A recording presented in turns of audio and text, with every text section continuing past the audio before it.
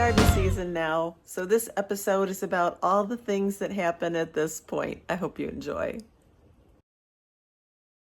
Well, our project over the next handful of days is to get this bed reclaimed from what it's become. There are so many lovely plants in here. There are brown-eyed Susans, Shasta daisies, some lamium, a few sundrops, and a lovely spirea. This one has kind of a lemon yellow leaf for most of the season with pink blooms, and then it turns fall colors. It's lovely. Now that is an interesting thing. It is the base of a bird bath. The top broke, so we turned it upside down, embedded in the earth, and put one of our bowl pots on the top to use as a planter rather than getting rid of it. We're going to move that into the center of the bed. There you can see what I'm talking about with the bird bath bottom. Yep, just getting those weeds out now, and it took a minute to get that accomplished, but we won the battle in the end. Now we've moved that bird bath bowl planter to the front of this little bed, and it'll be more of a prominent feature this way. I've purchased a lupin. This one is pink, and the bloom on it is already just about to burst, so that should happen quickly. I love lupins. I just think they are such a beautiful plant in late spring. So the arbor that we got off Amazon. Had a lot of pieces, but it was really easy to put together.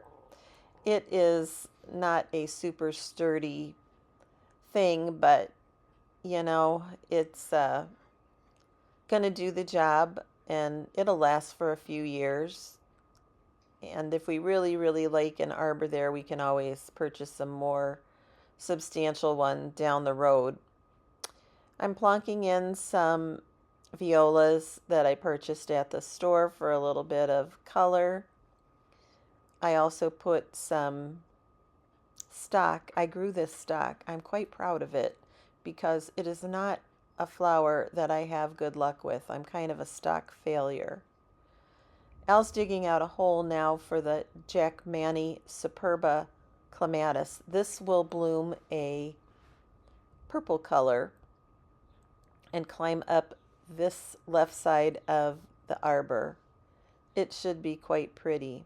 Drainage is a little bit in this spot, so we're tossing in a little sand and mixing it in before we plant out the Jackmanii.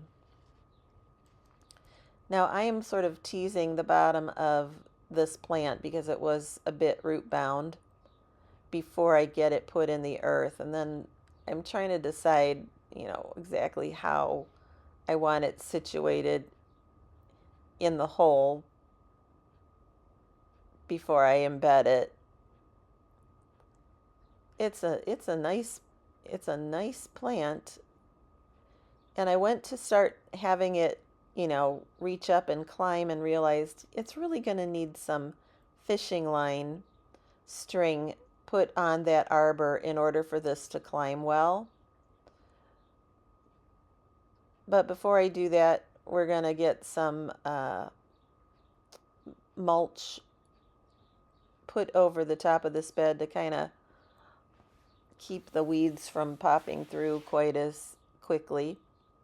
On the other side, those are two annual vines called cardinal vine, and then on the right there is a sweet autumn clematis that I moved from the other side of the yard where babies were forming. Here's Al getting that fishing line put on the arbor. Again, the vine type plants love to climb fishing line, and the beauty of it is that it's clear, so you can't really see it on there, which is a bonus. And we're finally finished, and this is what it looked like about 5 days later, you can see that lupin had come out, and it's a beautiful pink spire. It'll just keep getting prettier. This should be just a lovely little bed when it all comes together in, just a handful of weeks now. I'm excited. Well, I'm out today to get some succession seeds sown, and so far, this is what I've done. Some lemon drop basil, some Genovese basil, some dill, some summertime lettuce. I'm going to do a couple rows right now, and some curly parsley.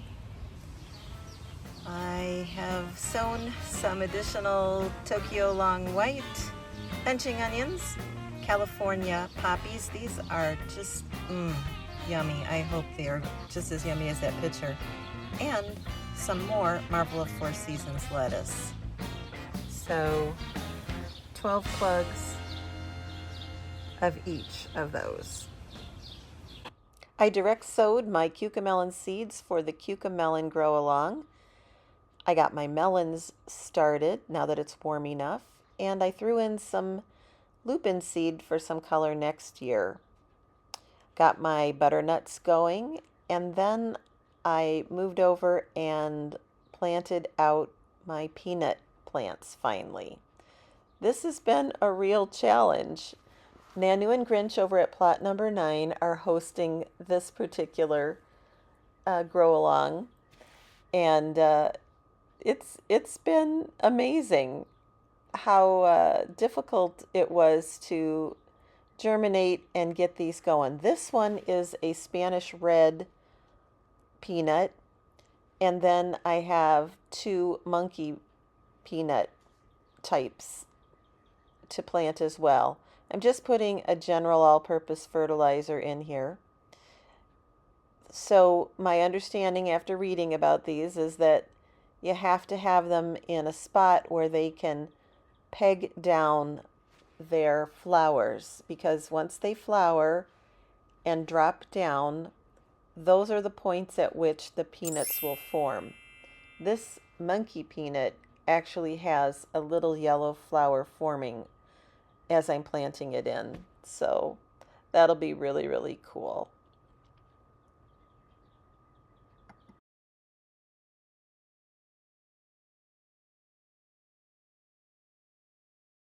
First job this morning is to harvest some lettuce, and I think I'm going to take out the bolting spinach. Let's have a look. Oh yeah, this is ready for another pick. Okay, outer leaves picked, and let's go see what else we can find. Radishes are getting away from me here. I've got some bolting. Let me get some out of there. Ended up taking that whole row of scarlet out. They were getting a little bit woody and bolting, and that little gem will have more sun now, and on the left the Chioggia will develop. Now let's work on these French breakfast radishes. Well, there is the final pick of all of the greens. That'll be lovely for the next probably 3 days. And radishes that didn't go woody, yum. Well, it's time to harvest this viroflay spinach out because it's mostly bolted. I'll check it over real good and see if there's anything salvageable. I've long lost the American spinach. It doesn't last as long as this viroflay. So in the future, I'm probably going to be leaning hard into just doing viroflay, although I like several varieties. You find the most interesting things in the yard. There's like this almost perfect pile of little cut arborvitae branches, and I look up